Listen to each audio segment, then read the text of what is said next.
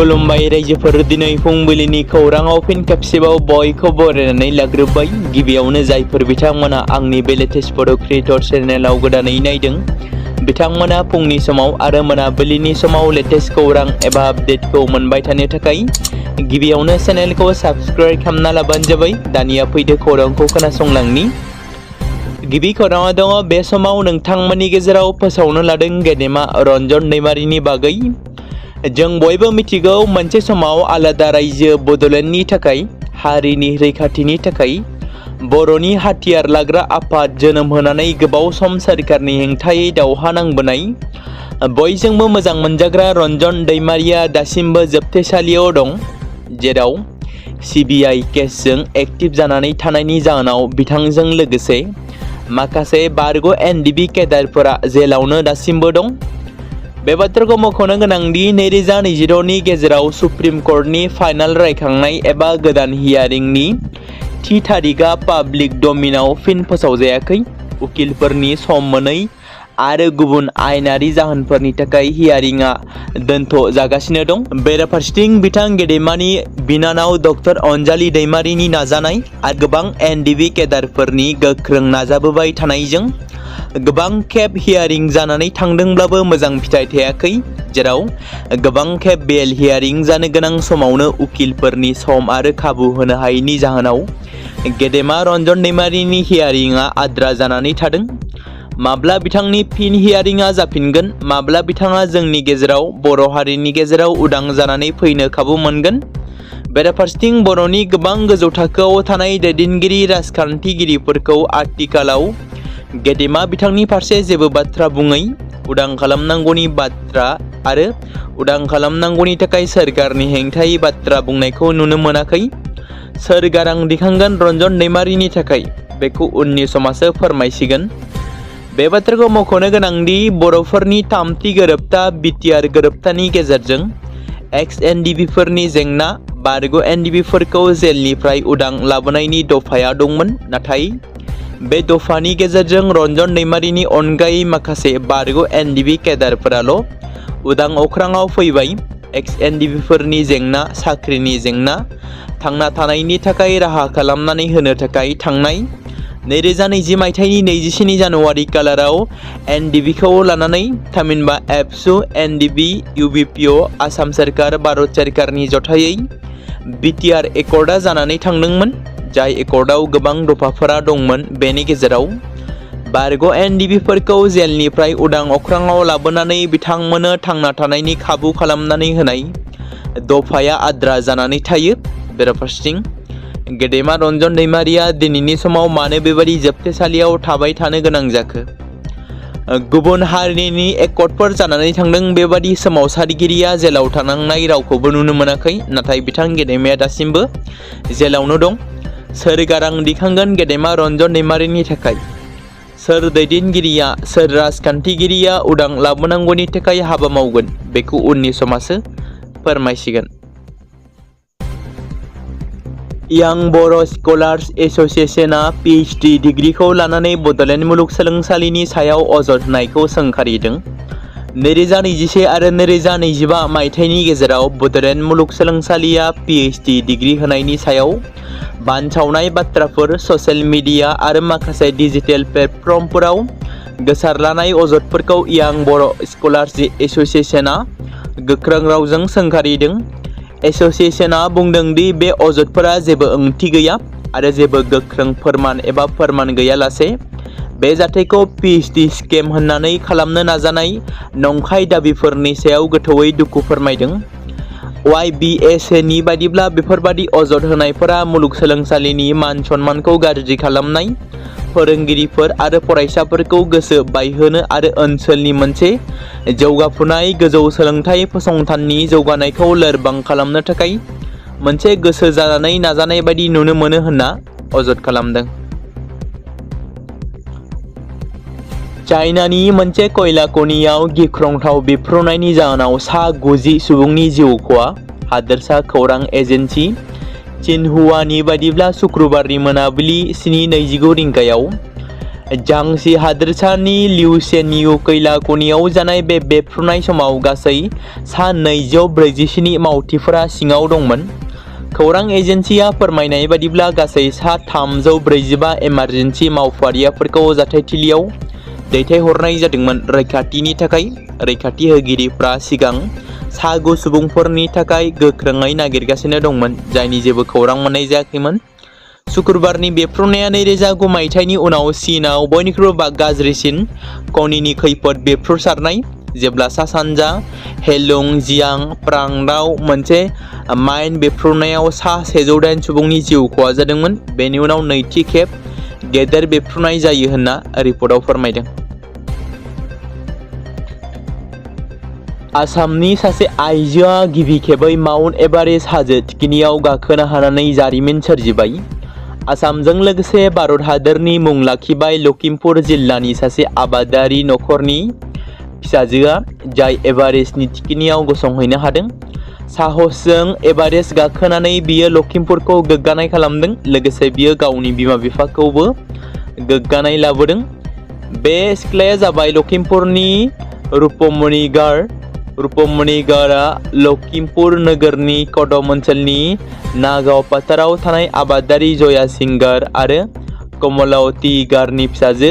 जया सिंगारनि सा 3 गथ'फोरनि गेजेराव रुपमणिया नैथि फिसा, जाय जेरैखिजाया आबाद मावनानै नखरखौ सामलायो। रुपमणिनि बिनानावा सिगांनिफ्रायनो हाबा जाखाबाय। न'आव सासेल' बिदाया बिमा-बिफाजों थायो। रुपमणि भारत-तिब्बत बर्डार (ITBP) आव खामानि मावगासिनो दंमोन। बियो 2020 मायथाइयाव ITBP आव हाबदोंमोन। दासान्दि रुपमणिया हारियानायाव खामानि मावगासिनो दं होनना रिपर्टआव फोरमायदों। HSLC आरो HS 2022 नि टपारफोरखौ क'क्राझाराव मान बावनाय जादों। मैया क'क्राझार जिल्लानि सा 10 टप मोनगिरि एबा टपारफोरखौ HSLC आरो HS आनजाद जथायै 2022 मायथाइयाव ML आयदायाव बांसिन नम्बर मोननो हानाय फरायसाफोरखौबो मान बावनो थाखाय क'क्राझारनि बड'फा कालचारेल कमप्लेक्सआव मोनसे मान बावनाय हाबाफारि खुंफुंनाय जायो। बे हाबाफारिखौ BPF आरो भारतीय जनता पार्टी थामहिनबा BJP जिल्ला कमिटिफोरा जथायै बानजायदोंमोन, जेराव साबसिन सोलोंथायारि जाफुंसारनायनि थाखाय गुन गोनां फरायसाफोरखौ मान बावनाय जायो। बे हाबाफारियावनो BTCनि मावफुं सोद्रोमा मुनमुन ब्रह्म, MCLA दनेश्वर गयारी, जुबिराज बसुमतारी, फरायसाफोर, दिथागिरिफोर आरो दोलोनि दैदेनगिरिफ्रा बाहागो लादोंमोन। भारतीय रौनिया हान्जानि सा 3 मावख'गिरिफ्रा सोमोनांथावै बारग'नो हादों। चीता हेलिकप्टार जाब्रबथायाव गोग्लैना जाथाय जानाय समाव सा 3 इन्फेन्ट्रि डिभिजननि मेजर जेनेरेल सचिन मेहताजों लोगोसे सासे लेफ्टेनेन्ट कर्नेल आरो सासे मेजरआ सिंगल इन्जिन हेलिकप्टारखौ सालायगासिनो दंमोन। खाफाल मोजांनि गासैबो मावख'गिरिफ्रा रैखाथियै दं होननानै खौरां मोननाय जादों। हादोरनि रैखाथिनि थाखाय माखासे गोब्राब थासारिफोराव खामानि मावबाय थानाय आर्मी एभिएशन हान्जानि सोद्रोमाफोरनि साहस आरो बाउसोमनायखौ नुनो मोननाय जादों आरो समाजारि बिजोङाव मोनसे सावगारिया गोसारदों। फकिराग्रामाव हरनि समाव गिख्रंथाव अर खामदों। पान दखान गासैबो खामजोबदों। क'क्राझार जिल्लानि फकिराग्रामनि सानफ्रोमबोनि हाथाय बाजाराव थांनाय मोनायाव गिख्रंथाव अर खामनायनि जाहोनाव पान दखान गलाया आबुङै खामजोबदों। खौरां मोननाय बायदिब्ला बे अरनि जाहोनाव गलानि बिगोमा अनारुल इस्लामआ लाख लाख रां खहा जादों होनना मिथिनो मोन्दों। खौरां मोनबावनाय बायदिब्ला थांनाय हरनि 11:30 रिंगासो समाव अरा जोंब्लावदोंमोन। जायगानि सुबुंफोरा दखानाव अर जोंनायखौ नुनानै लोगो लोगो पुलिस आरो अर खोमोरग्रा बिफाननो खौरां हरो। खौरां हरनाय लोगो लोगो फकिराग्राम पुलिस आरो अर खोमोरग्रा हान्जाया जाथाय जायगायाव सहैयो आरो गोबाव नाजानायनि उनाव अरखौ खोमोरनो हायो।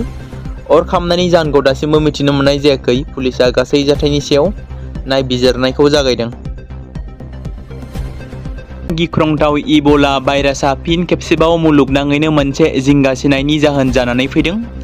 आफ्रिकानि गोबां जायगाफोराव सन्देरनाय आरो बांनायनि उनाव बुहुमनां सावस्रि गौथुम थामहिनबा WHOआ बेखौ हादोरनां जेंनानि सुबुं सावस्रि इमारजेन्सि होननानै फोसावदों। गुबैयै डेम'क्रेटिक रिपाब्लिक अफ कंग' आरो युगान्डायाव बे भाइरासनि गोख्रैयै गोसारनाया सावस्रि आफादफोरनि गेजेराव गोथौवै जिंगा सिखांनाय सोमजिहोदों। बेनि गोहोमा भारतआवबो फैबाय। जानो हाथाव खैफोदखौ नोजोर होनानै कर्नाटक सोरखारा सावस्रि खान्थिखौ गोख्रों खालामनो राहा लादों। जायखिजाया खैफोद गोनां थासारिजों मोगा-मोगि जानो थाखाय बेंगालुरुआव जर'खा आइसोलेशन मिरुफोर फसंनाय जादों। सावस्रि बिफाना रोखायै फोरमायदों दि दासिम भारतआव इबोला भाइरासनि जेबो केस मोननाय जायाखै, नाथाय हादोर गेजेरारि दावबायारि आरो गुबुन रायजोनिफ्राय फैनाय सुबुंफोरनि सायाव जर'खा नोजोर होनाय जादों। बेंगालुरुनि राजीव गान्धी इनस्टिट्यूट अफ सेस डिजीजआव सन्देह गोनां सुबुंफोरनि सायाव आनजाद नायनाय जादों। बे सेम्पलफोरखौ गिबियाव NIV बेंगालुरु आरो NIV पुनेआव रोखा खालामनो दैथायहरनाय जागोन। दासान्दि गिलु-बालु बारहुंखा अखानि गोहोमखौ गोबां जायगायाव नुनो मोन्दों। आसामनि खना-खनला जायगायाव बारहुंखानि सिमब्रेनायजों बिफां-लाइफां, न'-बां खहा जानाय, हान्था-मेला खालामनो जेंनायाव गोग्लैनाय जाथायफोरा जादों।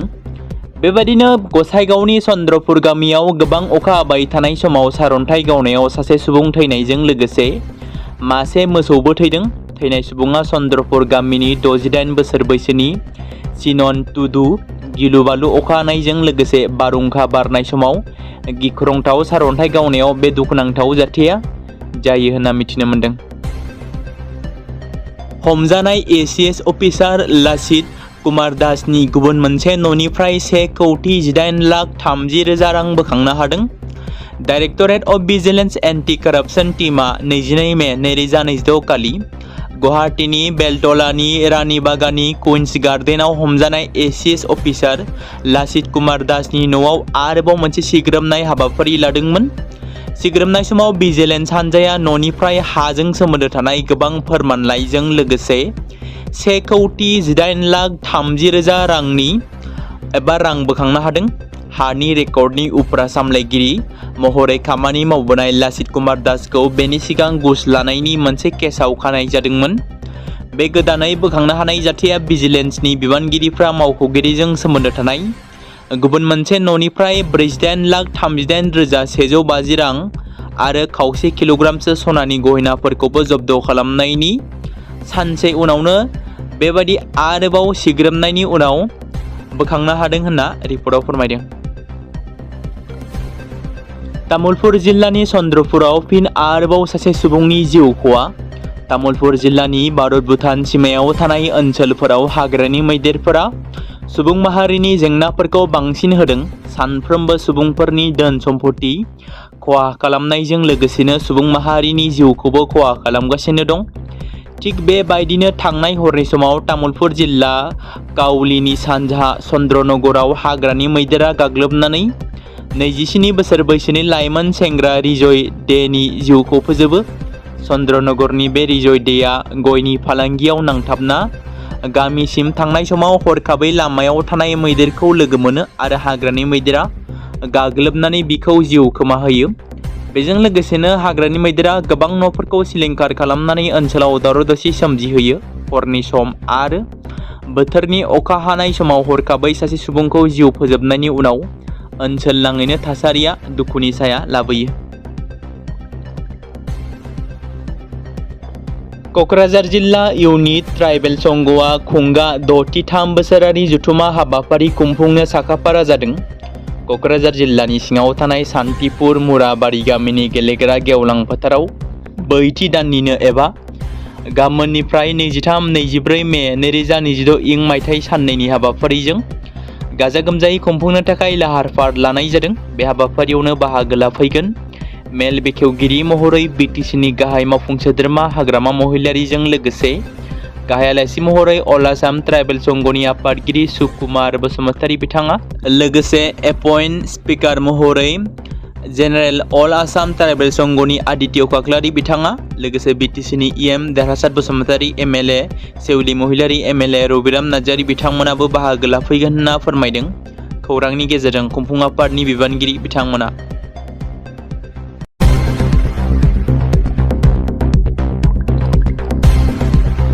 बे समाव मोनसे गोजोनथाव खौरां बाक्सा जिल्लानि बरमायाव थानाय रुरेल एकाडेमिया लानानै फैदों नोंथांमोननि थाखाय मोनसे गोजोनथाव खौरां।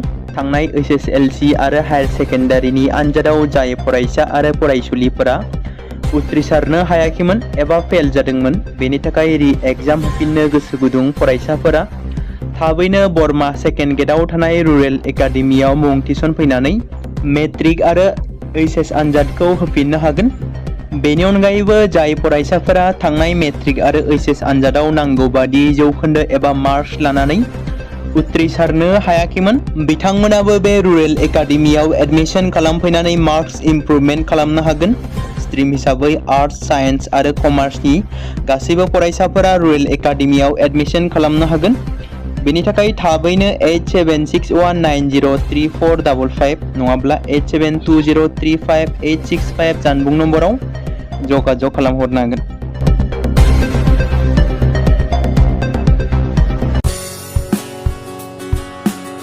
बे समाव मोनसे गोजोनथाव खौरां। क'क्राझार जिल्लानि सिङाव थानाय बड'लेण्ड एकाडेमि सेनियर सेकेन्डारि स्कुला लानानै फैदों बिटिसि हालामनि थाखाय मोनसे गोजोनथाव खौरां। 2026 आरो 2027 सोलोंथाइ बोसोरनि थाखाय क'क्राझार तिनिआलिनि हल्टुगाव आउटपस्टआव थानाय बड'लेण्ड एकाडेमि सेनियर सेकेन्डारि स्कुला फार्स्ट इयारनि थाखाय प्रि एडमिशन एबा जेबो बेसेन होनाङालासे मुं थिसननाय आरो फर्म गथायनाया दासान्दि सोलिगासिनो दङ आरो बेनि गेजेराव देग्लायनि मेट्रिक आनजादाव 100आव 75 जौखोन्दोनि गोजौआव जौखोन्दो लानानै उथ्रिसार जानो हानाय साबा फरायसा एबा बिजाथिफोरनि थाखाय आबुङै जेबो बेसेन होनाङालासे मुं थिसननो आरो फरायनो थाखाय खाबु होनाय जादों आरो बेनि अनगायैबो बोसोरै फरायसा आरो फरायसुलिफोरखौ लानानै EBS ट्रिप एबा सोलोंथायारि दावबायनायखौ लानाय जायो। मख'जाथावदि बे बड'लेण्ड एकाडेमि सेनियर सेकेन्डारि स्कुलाव आर्ट्स स्ट्रिमनि थाखाय आयदा हिसाबै इंलिश, ML बड', political science, education, history, economics, advance बड' गासैबो आयदाखौ मोननो हागोन आरो बे सेकेन्डारि स्कुलाव इंराजि आरो बर' बिजोङा थागोन। मोजां सोलोंथाइ लानायनि अनगायैबो बड'लेण्ड एकाडेमि सेनियर सेकेन्डारि स्कुलाव उफ्रा सोलोंथाइ हिसाबै एनभायरनमेन्ट, फिल्ड स्टाडि बायदिखौ लानानै सोलोंथाइ लानो हागोन। बेनि अनगायैबो बे फरायसालियाव हौवासा आरो हिन्जावसाफोरनि थाखाय आलादा आलादायै हस्टेलनि खाबुफोर होनाय जादों।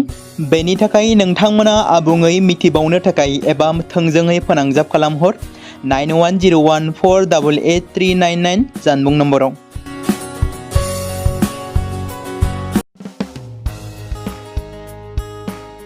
बे समाव मोनसे गोनां फोसावथाय बर' सावथुन नायनानै मोजां मोनग्रा गासै बर' रायजो राजाफोरनि गेजेराव लानानै फैदों मोनसे बर'नि OTT प्लेटफर्म गोनां, जाय प्लेटफर्मनि गेजेरजों नोंथांमोना बर'नि गोदान गोजाम सावथुनफोरखौ नुनो मोनगोन। थांनाय माखासे बोसोर सिगां बर'नि गेजेराव लानानै फैनाय निउबो एप बायदिनो फिन आरोबाव लानानै फैदों बर' रायजो राजाफोरनि थाखाय। बे बाथ्राखौ मख'नाया गोनांदि 2025 मायथाइनि जानुवारि दानाव ओंखारनाय आंगो स्ट्रिम मुंनि मोनसे OTT प्लेटफर्म गोनां निउबो एपनि गेजेरजों नोंथांमोना गोबांथार बर'नि सावथुनफोर जेरै ट्रेजेडि, रमान्टिक, एक्शन आरो कमेडिजों बुंफबनाय सावथुनफोरखौ नुनो मोनगोन। जेरै सनानि नखर, थांखि गैयै समाज, अनसुला आफा, हिर', बिमा बायदि बाजै, अर, थैसाम, वान्टेड, संदान आरो रं नाम्बार बायदि सावथुनफोरा मख'जाथाव। बेफोर सावथुनफोरखौ नायनो थाखाय नोंथांमोना गिबियावनो आंगो स्ट्रिम एपखौ गाव गावनि मबाइलाव थानाय प्ले स्ट'रनिफ्राय डाउनल'ड खालामनानै लोगोसे इनस्टल खालामनानै गावनि मबाइल नाम्बारजों लगइन खालामनानै लाग्रोनांगोन। बेनि उनाव नोंथांमोना गोबांथार नुनो मोनै सावथुनफोरखौ गुगोल पे, फन पे आरो पेटिएमजों रं नाम्बार सावथुनखौ नायनो थाखाय 60 रां आरो संदान सावथुनखौ नायनो थाखाय 80 रां, वान्टेड सावथुनखौ नायनो थाखाय 60 रां, थैसाम सावथुनखौ नायनो थाखाय 60 रां बेबायदिनो गोबांथार नुनो मोनै सावथुनफोरखौ नायनो थाखाय सुबिदा खालामनानै होदों आंगो स्ट्रिम प्लेटफर्मा। फिन नोंथांमोननि गेजेराव फोरमायबावनो लादों बर' सावथुन नायनानै मोजां मोनग्रा गासै बर' रायजो राजाफोरनि गेजेराव लानानै फैदों मोनसे बर'नि OTT प्लेटफर्म गोनां, जाय प्लेटफर्मनि गेजेरजों नोंथांमोना बर'नि नुनो मोनै सावथुनफोर जेराव गोदान गोजाम सावथुनफोरखौ नुनो मोनगोन। बे बाथ्राखौ मख'नाया गोनांदि 2025 मायथाइनि जानुवारि दानाव दिहुनजानाय आंगो स्ट्रिम मुंनि मोनसे OTT प्लेटफर्म गोनां एपनि गेजेरजों नोंथांमोना गोबांथार बर'नि ट्रेजेडि, रमान्टिक, एक्शन आरो कमेडिजों बुंफबनाय सावथुनफोरखौ नुनो मोनगोन। जेरै रं नाम्बार, संदान, वान्टेड, थैसाम, अर, बिमा बायदि बाजै, हिर', अनसुलाफा, थांखि गैयि समाज, सनानि नखर बायदि बायदि सावथुनफ्रा मख'जाथाव। बेफोर सावथुनफोरखौ नायनो थाखाय नोंथांमोना गिबियावनो आंगो स्ट्रिम एपखौ गाव गावनि मबाइलाव थाखानाय प्ले स्ट'रनिफ्राय इनस्टल खालामनानै गावनि मबाइल नाम्बारजों लगइन खालामखांनायनि उनाव नोंथांमोना गोबांथार नुनो मोनै सावथुनफोरखौ गुगोल पे, फन पे आरो पेटिएमजों रं नाम्बार सावथुनखौ नायनो थाखाय 60 रां, संदान सावथुनखौ नायनो थाखाय 80 रां, वान्टेड सावथुनखौ नायनो थाखाय 60 रां, थैसाम सावथुनखौ नायनो थाखाय 60 रां, बेफोरबायदिनो अर सावथुनखौ नायनो थाखाय 60 रां पे खालामनांगोन। बेबायदिनो गोबांथार नुनो मोनै बर' सावथुनफोरखौ नायनो थाखाय सुबिदा खालामनानै होदों आंगो स्ट्रिम प्लेटफर्मआ। बे समाव मोनसे गोजोनथाव खौरां, बिटिसि हालामनि रायजो राजाफोरनि थाखाय मोनसे गोनां फोसावथाय। क'क्राझार जिल्लानि सिङाव थानाय बड'लेण्ड एकाडेमि सिनियर सेकेन्डारि स्कुला लानानै फैदों गोजोनथाव खौरां। बड'लेण्ड एकाडेमि सिनियर सेकेन्डारि स्कुला 2026 आरो 2027 सोलोंथाइ बोसोरनि थाखाय लानानै फैदों नार्सारिनिफ्राय लानानै थाखो 9 सिम फरायसा आरो फरायसुलिफोरनि गुन गोनां सोलोंथाइनि थाखाय खम बेसेनावनो गोदानै मुं थिसननायनि खाबुखौ होगासिनो दं। मख'जाथावदि क'क्राझार जिल्लानि हल्टुगाव आउटपस्टआव थानाय क'क्राझार तिनिआलिनि बड'लेण्ड एकाडेमि सिनियर सेकेन्डारि स्कुला गुन गोनां सोलोंथाइ होनायजों लोगोसे थाखो 9 नि थाखाय इलेक्टिभ साबजेक्ट महरै मेथामेटिक्स, जिअ'ग्राफि, हिन्दी, हिस्टरि बायदि आयदाखौ लानो हागोन। मोजां सोलोंथाइ लानायनि अनगायैबो बड'लेण्ड एकाडेमि सिनियर सेकेन्डारि स्कुलाव उफ्रा सोलोंथाइ हिसाबै environment field study, English speaking course बायदिखौ लाफानानै सोलोंथाइ लानो हागोन। बेनि अनगायैबो गोजान लामा हान्थिनानै फरायग्रा फरायसा फरायसुलिफोरनि थाखाय आलादा आलादायै मोजां हस्टेलाव थानानै फरायनो हानायनि खाबुफोर होनाय जादों। बेनि थाखाय नोंथांमोना आबुङै मिथिबावनो थाखाय एबा थोंजोङै फोनांजाब खालामहर 9101 488 399 जानबुं नम्बराव।